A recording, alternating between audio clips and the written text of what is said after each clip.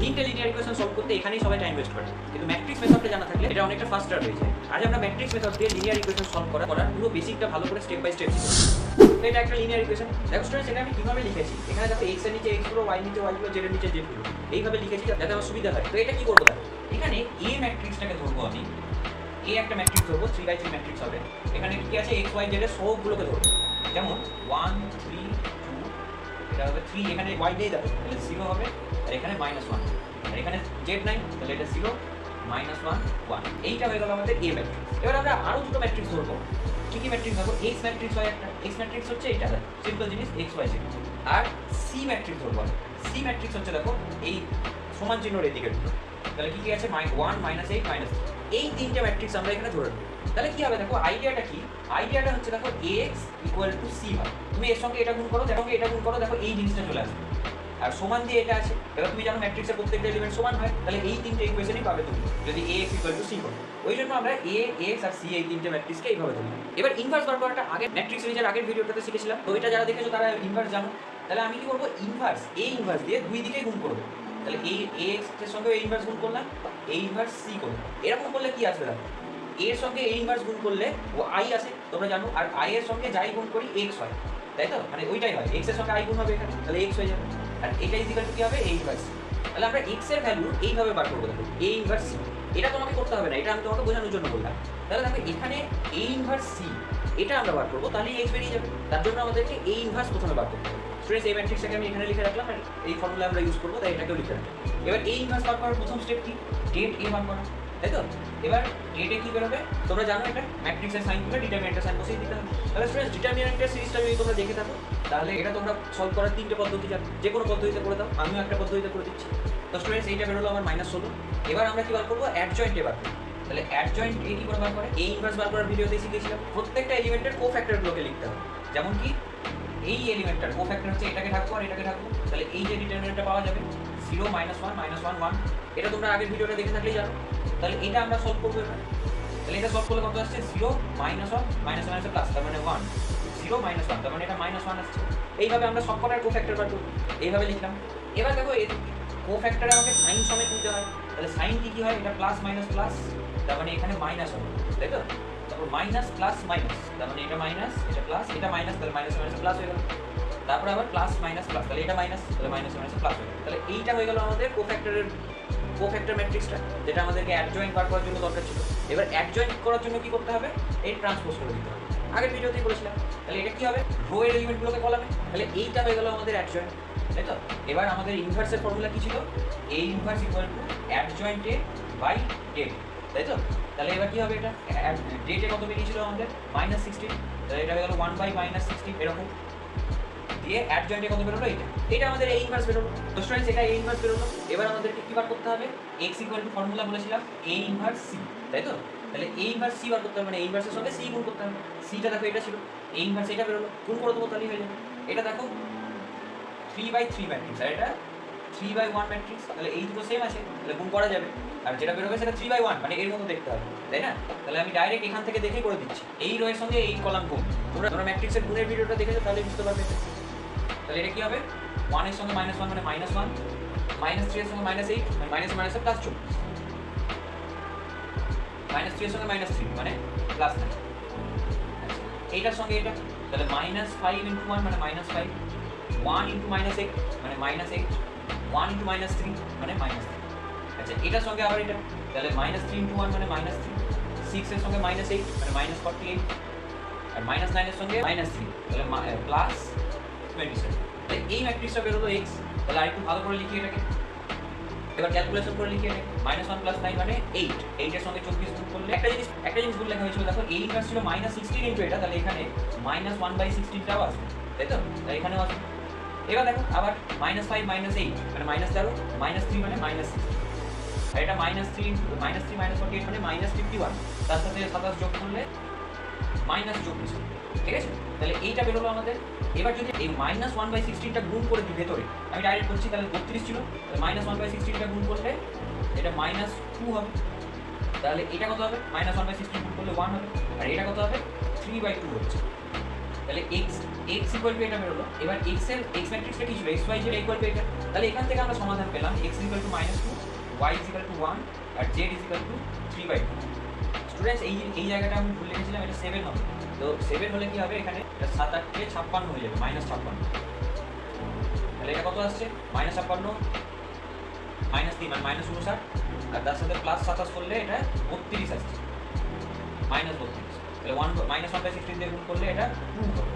তাহলে z এর value 2 হবে। তো স্টুডেন্টস এইভাবে খুব সহজেই আমরা লিনিয়ার ইকুয়েশন সলভ করতে পারবো। এর আগে ডিটারমিনেন্ট সিরিজে ডিটারমিনেন্ট মেথডও করিয়েছিলাম। তো তোমাদের যেটা করতে সুবিধা হবে সেটাই করতে পারো। আমার মনে হয় ম্যাট্রিক্স মেথডটাই বেশি তাড়াতাড়ি হবে। তো স্টুডেন্টস এর পরের অঙ্কটা দেখো, এটা তোমরা ট্রাই করবে, কারণ এটা একই টাইপের অঙ্ক। ট্রাই করে অ্যান্সারটা কমেন্টে বলো, তাহলে আমি লাইক দিয়ে দেবো, তাহলে বুঝতে পারবে যে ওটা ঠিক হয়েছে। এবার স্টুডেন্টস দেখো এই পরের অঙ্কটা, এটাতে আমাদেরকে দেখতে হবে সঙ্গত হচ্ছে না অসঙ্গত হচ্ছে। আর সঙ্গত হলে সেটাতে ইনফাইনাইট সলিউশন থাকছে নাকি, ডিটারমিনেন্টের সিরিজে এরকম ছিল, তাহলে এটাতেও থাকবে। এবার দেখো এখানে কি আছে, আমাদের x ইকুয়াল টু কি বেরোচ্ছিল, a ইনভার্স c। এবার a ইনভার্সের যদি অস্তিত্ব না থাকে তাহলে x বার করতে পারবো না আমরা। a ইনভার্সের অস্তিত্ব কখন থাকবে না, যখন ডেটা ইকুয়াল টু 0, তাই তো। তাহলে ডেটাটা যদি 0 হয় তাহলে আমাদের একটি সমাধান থাকবে না, বুঝতে পেরেছো তো। যদি ডেটাটা নট ইকুয়াল টু 0 হয় তবে একটি সমাধান থাকবে। আর যদি ডেটাটা ইকুয়াল টু 0 হয়ে যায় তাহলে দু রকম কেস হতে পারে। এক হচ্ছে অসঙ্গত, মানে কোনো সমাধানই থাকবে না, যেরকম আমরা ডিটারমিনেন্ট সিরিজে শিখেছিলাম। আরেক হচ্ছে সঙ্গত কিন্তু অসংখ্য সমাধান। এবার এগুলো আমরা কি করে বুঝবো যে ডেটে 0 হলে অসঙ্গত হবে না সঙ্গত হবে? তার নিয়ম হচ্ছে, দেখো ডেটে যখনই 0 দেখতে পাবে তখনই তুমি এক কাজ করবে, অ্যাডজয়েন্ট a ইনটু c এটা বার করবে। এটাও যদি নট ইকুয়াল টু 0 হয়ে যায়, ডেটে 0 হওয়ার পরে যদি অ্যাডজয়েন্ট a ইনটু c টা নট ইকুয়াল টু 0 হয়ে যায় তখন অসঙ্গত হবে, মানে কোনো সমাধানই থাকবে না। আর যদি ডেটেটা 0 হয় আর অ্যাডজয়েন্ট a ইনটু c টাও 0 হয় তখন আমরা বলবো যে সঙ্গত কিন্তু অসংখ্য সমাধান। যেমন এই অঙ্কটা দেখো, এবার এখানে এই অঙ্কটা দেখো, এখানে আমাদেরকে বিবৃতি মানে বলে সংজ্ঞাত এবং অসংখ্য সমাধান। তাহলে বিবৃতি ওয়ানটা ঠিক হচ্ছে এটা দেখি। প্রথমে তো আমরা a বার করবো, a হয়ে গেল এই ম্যাট্রিক্স। এবার আমাদেরকে ডেটা বার করতে হবে, ডেটা মানে এরই ডিটারমিনেন্ট, এখান থেকে করে দিচ্ছি, আর লেখার দরকার নেই। তাহলে এটা কি হবে, 2 ইন্টু -10 প্লাস 5 মানে -5, তাই তো। তোমরা ডিটারমিনেন্ট বার করতে জানো, তাই আমি ভালো করে শেখাচ্ছি না, দেখে নাও। এরপরে এই ইকুয়েশনের সাইন মাইনাস হয়, তাহলে মাইনাসে মাইনাসে প্লাস 1 হয়ে গেল। দিয়ে কি হবে, এটার সঙ্গে এটা গুণ, -15 প্লাস 4 মানে -11, তাহলে -11। তারপরে এইটা প্লাস 3 ইন্টু এখানে কি হবে, 3 5 15 -8, তাহলে 7 হয়ে গেল। তাহলে এবার দেখো কত হচ্ছে, এটা -10 হয়ে গেল, এটা -11 আর এটা +21। এবার এটা তো 0 আসছে না, -21 + 21, তাহলে এটা আমাদের 0। তার মানে একটি সমাধান থাকবে, সেটা হতে পারে না, হয় অসংখ্য সমাধান থাকবে, নাহলে একবার অসংখ্যাত হবে, মানে কোনো সমাধান থাকবে না। তাহলে কি করে বুঝবো সেটা? তার জন্য অ্যাডজয়েন্ট a ইনটু c বার করতে হবে, আর তার জন্য অ্যাডজয়েন্ট a বার করতে হবে। তাহলে অ্যাডজয়েন্ট a আমি খুবই শেখালাম, অ্যাডজয়েন্ট a কি হবে, আমরা এবার একটু ডাইরেক্ট করার চেষ্টা করবো অ্যাডজয়েন্ট a গুলো। দেখো এই প্রথম বইয়ের যে অ্যাডজয়েন্ট গুলো সেগুলো এইগুলোই হচ্ছে, এই যে ভেতরে যেগুলো লিখেছি, তাহলে এগুলো আমরা ডাইরেক্ট লিখে দিচ্ছি আর বার করে দেখছি। এবার অ্যাডজয়েন্ট না, মানে অ্যাডজয়েন্ট করার জন্য সাইন বসাতে হবে, সাইনটা আমরা লাস্টে বসাবো। এবার দেখো এই রো এর অ্যাডজয়েন্ট গুলো তাহলে কি করে বার করবো আমরা, এই রো আর এই কলামটা রেখে যে ডিটারমিনেন্ট আসছে, তাহলে -1 ইনটু -5 মানে +5 হলো, -15 তাহলে -10 হয়ে গেল। তারপরে এই কলাম আর এই রো রাখবো, তাহলে কি হবে, -10 আর এটা -12, তার মানে -22 হচ্ছে। আর এটা যখন এর যখন কোফ্যাক্টর বার করবো তখন এই কলাম আর এই রোটাকে রাখবো, তাহলে 10 + 4 মানে 14 হচ্ছে, ঠিক আছে। তাহলে এইভাবে আমরা এই রো এর কোফ্যাক্টরগুলো লিখে নেব। এবার আমাদেরকে দুটো জিনিস করতে হবে, একটা জিনিস তো ট্রান্সপোজ করতে হবে, আর একটা জিনিস সাইনগুলো বসাতে হবে, তাই তো। তাহলে এর সাইন কি হবে, প্লাস মাইনাস প্লাস, তাহলে এটা মাইনাস হচ্ছে, তাহলে মাইনাস মাইনাস প্লাস হয়ে গেল। তারপরে মাইনাস প্লাস মাইনাস, তার মানে এটা মাইনাস আর এটা মাইনাস হবে, এখানে তো মাইনাস মাইনাসে প্লাস আর এটা মাইনাস হবে। তারপরে প্লাস মাইনাস প্লাস মানে এটাও মাইনাস মাইনাসে প্লাস হবে। তাহলে এটার এবার ট্রান্সপোজ করে দিলেই অ্যাডজয়েন্ট বেরিয়ে যাবে। তাহলে অ্যাডজয়েন্ট পারবো, ট্রান্সপোজ করে লিখে দিচ্ছি আমি, এর ট্রান্সপোজ লিখে দিচ্ছি এখানে, এটা হয়ে গেল আমাদের অ্যাডজয়েন্টে। এবার অ্যাডজয়েন্টে একটু সি বার করব। তাহলে কি হবে, সি ম্যাট্রিক্সটা কি ছিল, সি ম্যাট্রিক্সটা হচ্ছে 5 7 4, এটা সি ম্যাট্রিক্স। তাহলে আমি এখান থেকে ডাইরেক্ট করছি, দেখো গুণ করবো, তাহলে এটা -5 ইনটু 5 মানে -25। দেখো এখানে কোশ্চেনটা টুকতে ভুল হয়েছিল, এটা 9 হবে, তাহলে এটাও 9 হয়ে যাবে। তাহলে দেখো -5 ইনটু 9 মানে -45, তাহলে -45 হবে। দেখো -25 -45 মানে -70 হয়, +70, তাহলে এটা 0 হবে। এই একইভাবে তোমরা গুণটা করো, তাহলে দেখতে পাবে যে তিনটেই 0 আসছে, ঠিক আছে। তাহলে এটা দেখো 0 এলো, তার মানে অ্যাডজয়েন্ট a ইনটু c এটা 0 এলো। তাহলে আমাদের ডেটে 0 আর এটাও 0 আসছে, তাহলে কি হয়, অসংখ্য সমাধান থাকবে। তাহলে প্রথম বিবৃতিটা সঠিক হলো।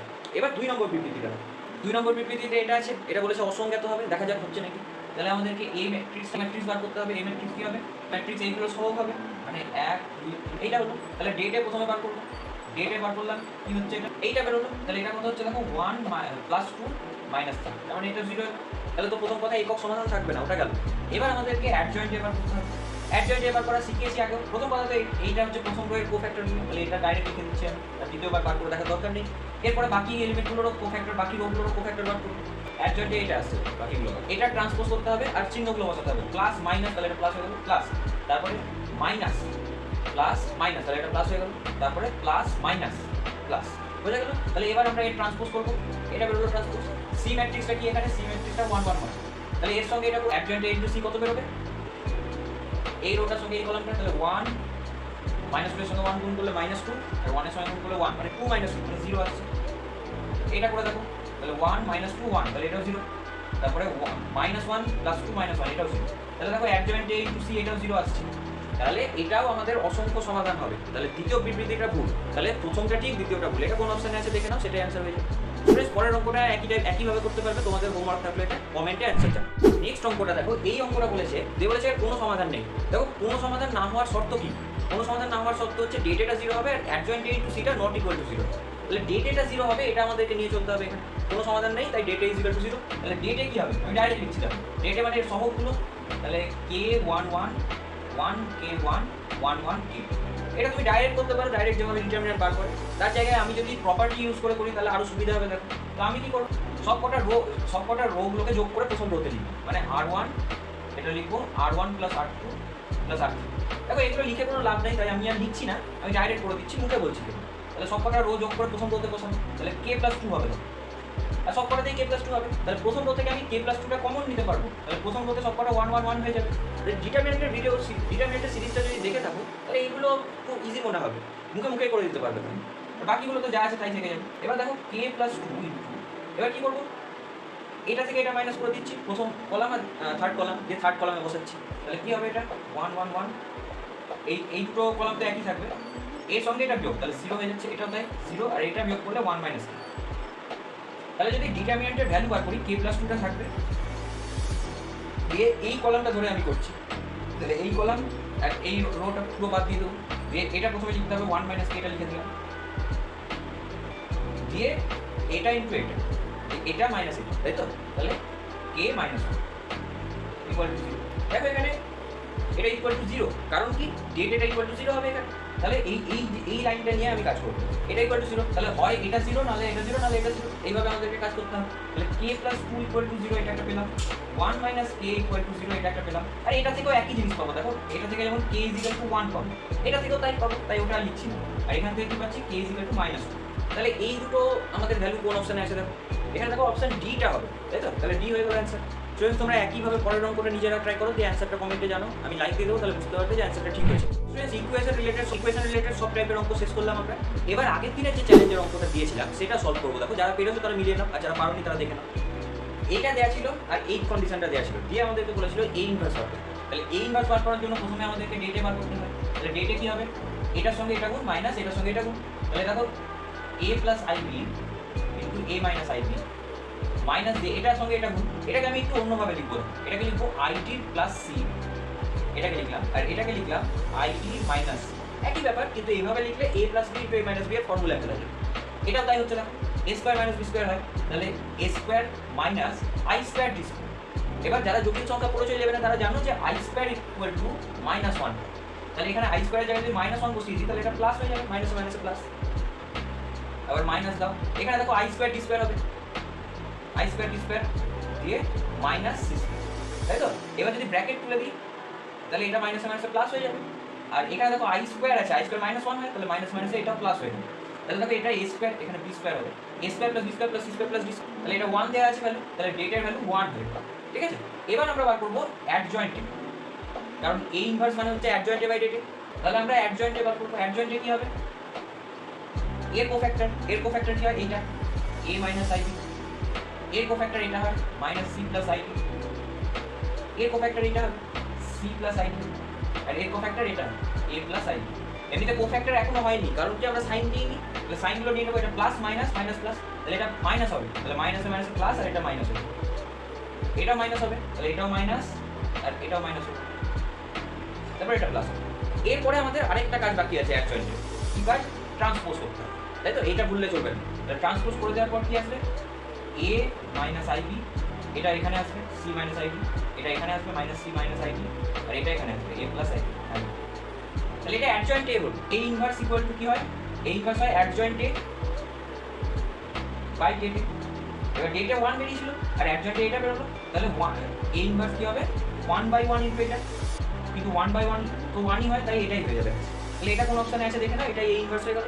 তাহলে স্টুডেন্টস আগের দিনের চ্যালেঞ্জের অঙ্কটা হলো, নেক্সট তোমরা যেটা স্ক্রিনে দেখতে পাচ্ছ এটা আজকের চ্যালেঞ্জের অঙ্ক, এটা তোমরা ট্রাই করবে।